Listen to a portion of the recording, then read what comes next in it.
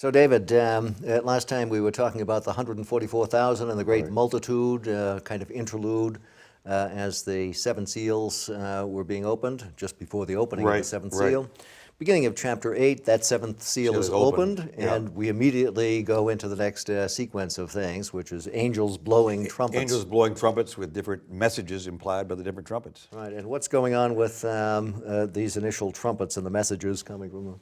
Well, insofar as I can see, one, it draws on, we've talked about this being apocalyptic literature, and it draws on a kind of familiar apocalyptic scenario, which is at the end the trumpet will sound.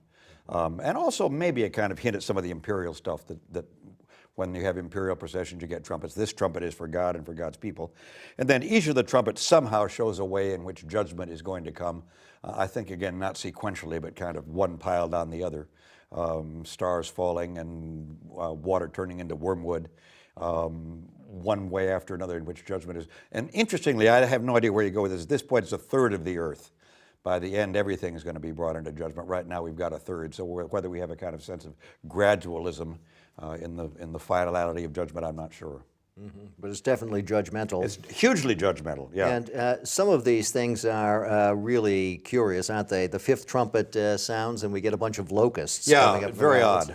What's going on with that in chapter 9? In my vast research, which includes mostly talking to you about all this, my sense that part of what Rome was facing was a threat from the east with the Parthians, and at some point, some of this idea of locusts. Now, it goes back, part of it goes back, I should have said this from the beginning, part of this goes back to Exodus, and notice how often kind of here and in other judgmental pieces, you have a kind of riff on the various plagues that struck Egypt. Now they begin to strike Rome. But the other piece on this is that these are locusts, these are highly militarized locusts. And that in terms of their armor and their power and their threat, they may represent the sense that on Rome's eastern border there is a power ready to threaten the government quite literally, not only theologically, but with arms, militarily. And Parthians had invaded what came to be the Roman Empire. The eastern end of the Roman Empire. So before. That was real. Mm-hmm. That was right, and the locusts have a leader described in chapter 9. Yeah. Verse 11. Yeah. What do you make of that description of Abaddon and Apolluon? Well, in Hebrew, Abaddon and the Greek Apolluon both mean the destroyer or destruction. They're a play on the word for destruction. But it's also the case that it sounds like a pun on the name Apollos, which was one often that the Roman emperors apparently claimed for themselves. I am the new Apollos. Particularly Domitian apparently did that, so that what you have a sense is that there's a kind of threefold pun going on. Here's Hebrew destruction, here's Greek destruction, here's the emperor claiming to be in the line of the gods, but actually naming himself as part of the destructive powers, not part of the redemptive powers. Mm-hmm. And we'll see some sort of play on the figure of Apollo later on in chapter 12, won't we? Yeah, so it's probably Apollo. Quite deliberate. Quite deliberate, sense that Apollo enters into all this. Right. When we get through the fifth trumpet and the locusts that sound like Parthian cavalry, with the sting in the tail, that's mentioned a couple of times, so it seems to be an important element for our author. Then we have the sixth trumpet, and what happens there? Then you have a military imagery continues. And it comes from? And it comes from the east. It comes from the Euphrates. And so once again, it seems as if not only has John been reading his Old Testament, he's been reading the newspaper. And has some sense of what's going on in the Roman Empire, which is really interesting.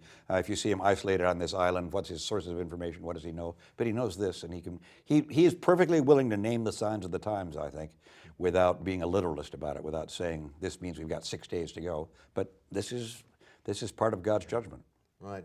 And we've thought in the past about the relationship between the fundamental theological claim that the book is making and its kind of short-term prophetic claims. Yeah. And insofar as there might be some sort of short-term political and military prophecy, this supports it. It supports it very much, and I think it sees it subordinate to the larger claim that God's kingdom of new heaven and earth is on the way. But that doesn't mean it doesn't impinge on our present situation. I think that's fair. In my preacherly mode, I'm sometimes willing to name judgment without thinking that it's the final judgment, or to claim that I know all about it. But it looks pretty much like the wrath of heaven sometimes. Yeah, indeed.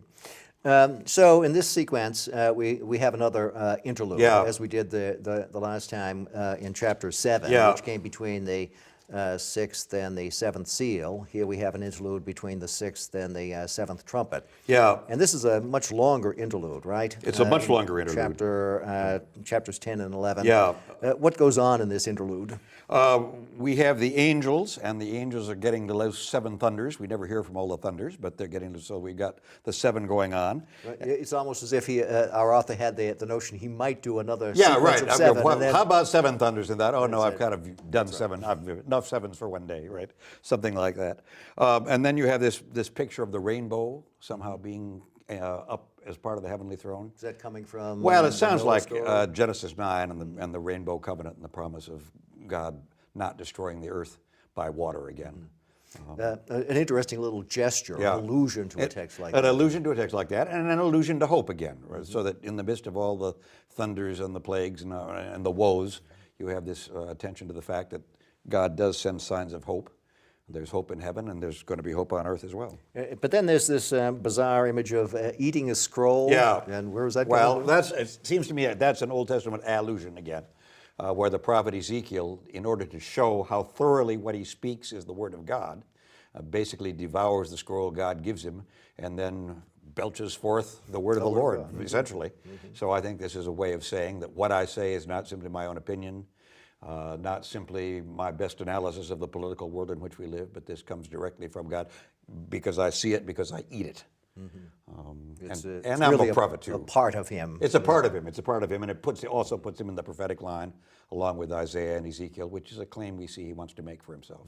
So in some ways, chapter 10 seems to be kind of a digression from It is kind of a digression. either the images of gloom and doom Yeah. or the images of grace and protection. Yeah, maybe to reinforce his own authority. Let me remind you who I am and why I have the right to say this. Yeah, and maybe it's serving as a preparation for all of the visions that follow, the main visions of chapters 12 and 14. I think back to our kind of orchestral image, there's a way in which you get almost like interludes between movements, which are leading up to the next big move in the symphony, and this is kind of an interlude to remind us who we are, where we are, and then wham, here it comes again. Right. Okay, so the interlude continues, though, in chapter 11 with another set of rather negative images. Yeah. Right? What's going on there? Well, in 11, you have, first of all, you have this interesting thing about those who are trying to measure the temple, and the two witnesses. So let me just nod at that for a minute. Remains entirely unclear to me who the two witnesses were. One of the commentaries I've read suggests that this is highly symbolic language, that Israel bears witness to Jesus and that the Gentiles who are believers bear witness to Jesus, and the two witnesses are these. There are not really many hints of that in the text itself. My suspicion is that he, John of Patmos, knows two people who have been faithful witnesses, who have won the victory in that sense, and is remembering them, and calls them to play here as on his side of the great divide. Peter and Paul. James, sons of Zebedee, who knows, something, some kind of combination of that. And then we have this beast coming up from the pit, which I think becomes two things. It's one more way of talking about final destruction, but it's also a way about talking about final destruction in a way that's almost satanic. We've had all these things coming down from heaven, trumpets, bowls, woes. Now suddenly up from hell, from the abyss, comes this very different way of being, which I think is satanic and threatening and demonic and awful. And we're going to see a little bit and more we're going to see more as we go along. So So in the next suddenly chapters. this is not just bad things happening to good people. This is evil itself parading its power on earth. Say a little bit more about what happens with the holy city and the temple at the beginning of chapter 11. Yeah. It seems to be under siege. It's under siege. siege. Is this an allusion to contemporary events? You or? wonder whether it looks back to the events of the 60s where it was under siege, and you wonder whether it looks ahead to the New Jerusalem. Why are you measuring this? Is it because I am thinking this for the first time? Is this a reversal all the way along? We've said the pattern for earth is going to be in heaven. Are we now finding an earthly pattern for the heavenly temple that's going to come? Do we look forward to a temple based on what has been destroyed and we hope to see restored? So understanding this is a kind of prophetic text. Yeah, kind of prophetic text. That the New Jerusalem on earth is still going to be under siege. It's still going to be under siege. But the siege is going to be for a limited time, right? It's 1,260 days. Yeah. What's going on with that? Well, it goes back to Daniel, who's always saying how long it's going to be before the temple is restored. And I forget how it all works, but I know it's 3 and 3.5 times. And A time, 2 times, time, and thank you. half a time. Time, 2 times and half a time.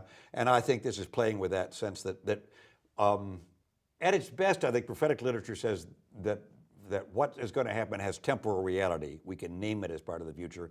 We're hesitant to say just the day after tomorrow, or after the third Russian commissar shows up at the Olympics, the following 4 things are going to happen. But so to say, in a way, symbolically, time, a time and a half a time, whatever, is a time, half a time, half a time, whatever it is, that times.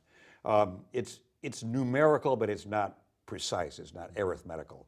And I think it's a way to say that what happens is temporal without being... But it's limited. But it's limited, Yeah, and that's that there will be redemption at the time of that limited time, as the temple would be restored for Daniel. Right. And that prophecy in Daniel actually Comes true. Came true, although the timing was a a little off, right? okay. At the end of Daniel, they have to recalculate. Okay, yeah. Well, but in any we've been case, calculating Revelation for centuries now. yeah, that's right.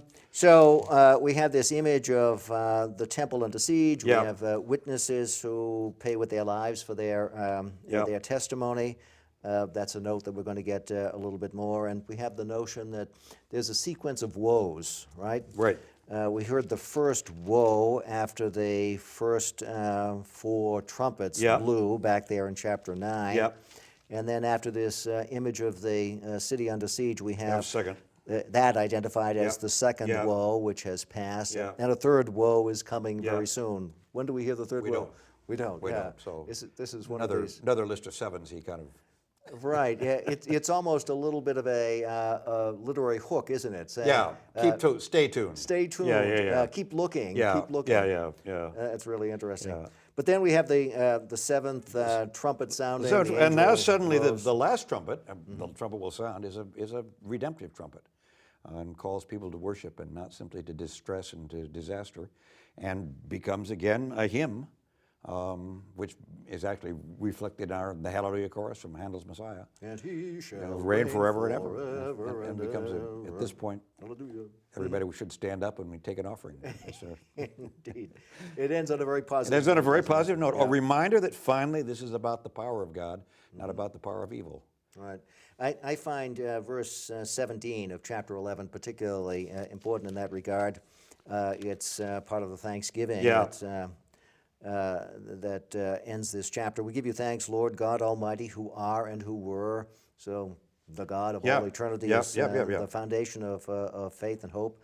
For you have taken your great power and begun to reign. Yeah. The end has begun end has already begun. in the midst of this trial and tribulation. Yeah, I think that's a very important So that you, affirmation. O God, are on the throne, but it doesn't always show. Right. But we believe that, we trust that, and we sing that. And then the servants become the prophets, and I think John includes himself among those. The prophets will be rewarded for their faithful witness. A very important bit of celebration here. Extraordinarily important celebration. Yep. Okay. Thank you, sir.